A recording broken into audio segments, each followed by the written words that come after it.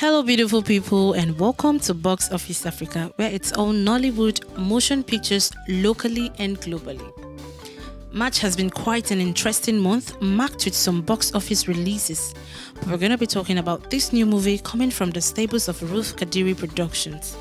It is titled Walls Apart, a movie with a very fascinating but concise cast. The movie is all about family responsibility and obligations, duty and commitment. It tells the story of a young and pampered daughter of a divorcee seeking the understanding of his daughter in his pursuit of love and fulfillment. Ruth Kadiri has mastered the art of using a lean cast and fewer locations in all her movies.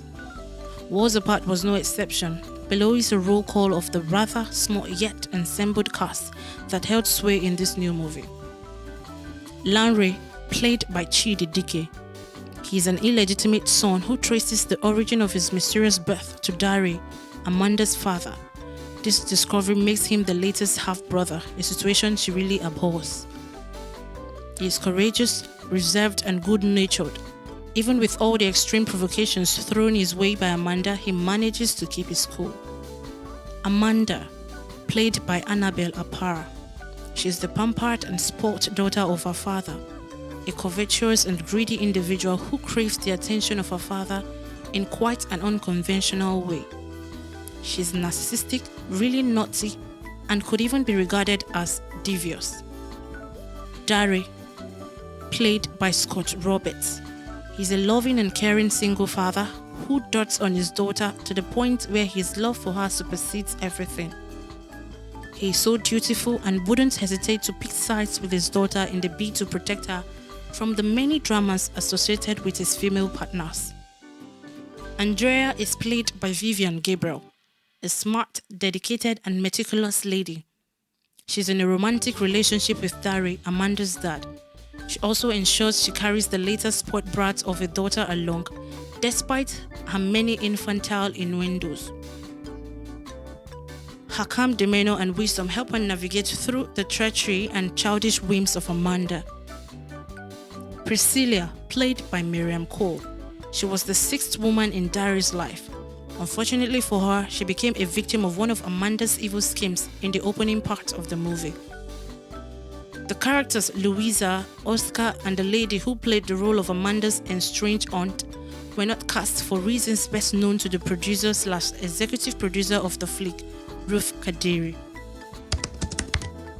Story was by Amakris, DOP Odunlami Odediran and Salawu Tohib. Ruth Kadiri served as the producer as well as the executive producer. Director Richard Abagana.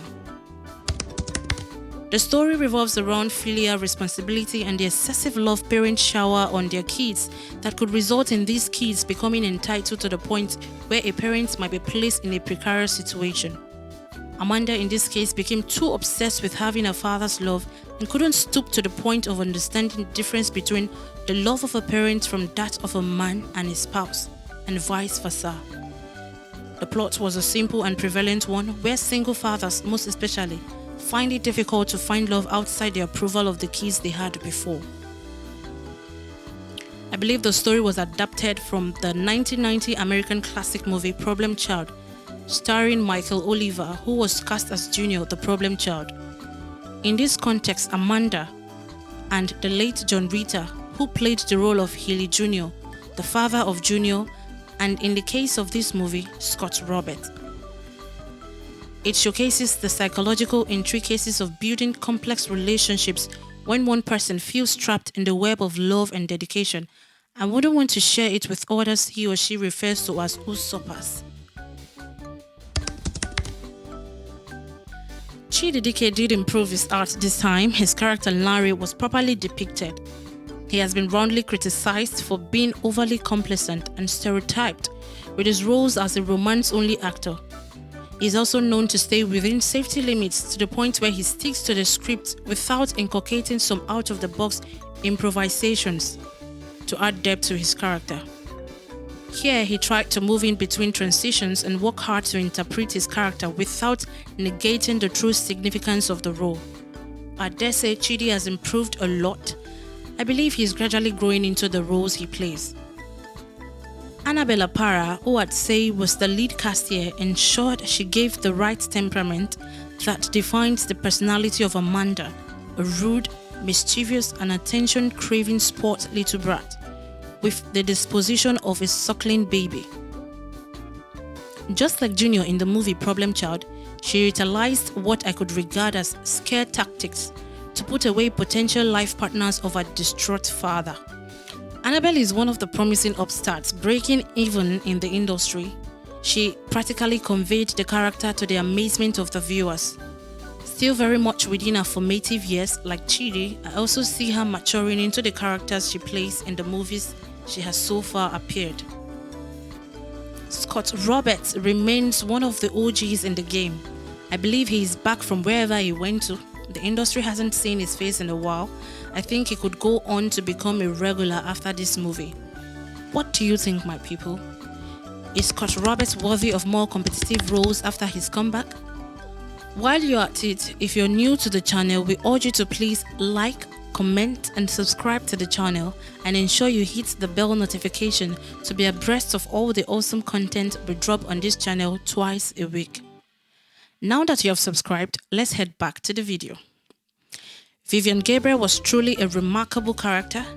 This is my very first time watching her in any movie. Her character Andrea was an interesting and necessary addition needed to enliven the plot. She was witty, very practical and savvy. I loved how she played a detective on the set of the movie, stylishly uncovering the cynical plot of our little brat Amanda. The other character, Louisa and Oscar, were omitted in the credits. Notwithstanding, they had a good showing in the movie. The night scenes, most specifically the one where Larry rescued Amanda from thugs, had proper lighting. I loved the overall softness and the well-captured shots should be commended. The camera angles were not too dramatic because Ruth Kadiri, from what I know, is not over-ambitious with pushing the envelope beyond the traditional cinematic experiences of all her movies. The DOPs, Odunlami Odederon and Silawu Tohib, delivered a well-ensembled camera angle that never got your eyes bored from watching the movie in its entirety. Nollywood is growing, and the fact that movie producers now take the audio aspect of the production chain seriously needs to be commended. I know the movie should have done more in terms of the audibility of its scenes. I would say the sound design and score sounded minimal and good for this outing. The deep meaning and essence of a parent's love for his child were properly captured in this movie. Understanding your spouse and accepting their previous baggage is a key ingredient to a lasting relationship. Andrea was so mature about this. She used her ingenuity to figure out who Amanda was, and with that, she was able to preserve the relationship between father and daughter while staying relevant in the grand scheme of things. Worlds Apart is a good movie. I find it strange, though, that the plot from whence it was adapted was so similar that you couldn't but notice the similarities. I loved the conciseness of the cast. Ruth has mastered the art of using fewer casts to pull off good movies every week. The interesting thing is that these movies are doing good numbers on YouTube. As per rating, the movie gets a 5.5 out of 10. Have you seen Worlds Apart from the stables of Ruth Kadiri Productions? Let us know what you think in the comment section. Don't forget, subscription is still free, so we beg you to please join our growing and wonderful community of movie buffs, and do not forget to hit the bell notification icon when you subscribe. Again, thanks for watching. Till we meet in the next one. Ciao.